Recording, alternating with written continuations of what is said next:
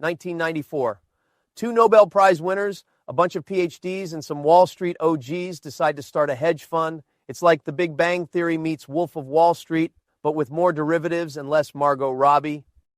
Their strategy? Find tiny price differences in bonds using math so complex it would make your high school calculator cry. They called it convergence trading. I call it picking up pennies in front of a steamroller while leveraged 100 to 1. And holy shit, did it work. 40% returns in 95, 40% in 96. These beautiful nerds were crushing it. Everyone wanted in. The minimum investment was $10 million. But here's where it gets spicy.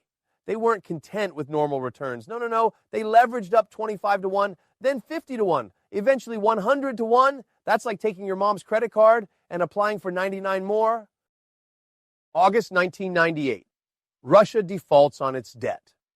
The market does something the Nobel nerds said could only happen once in the lifetime of the universe. Spoiler alert, it happened on a Monday.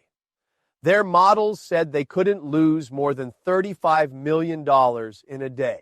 They lost $553 million in one day.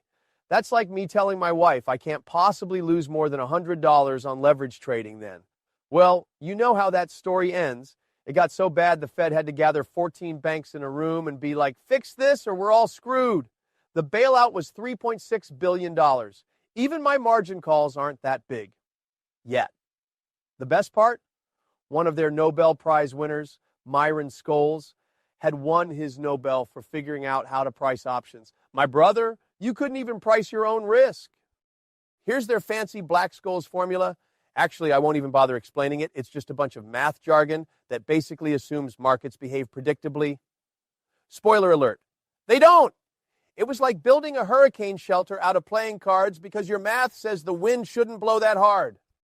You know what formula they should have used?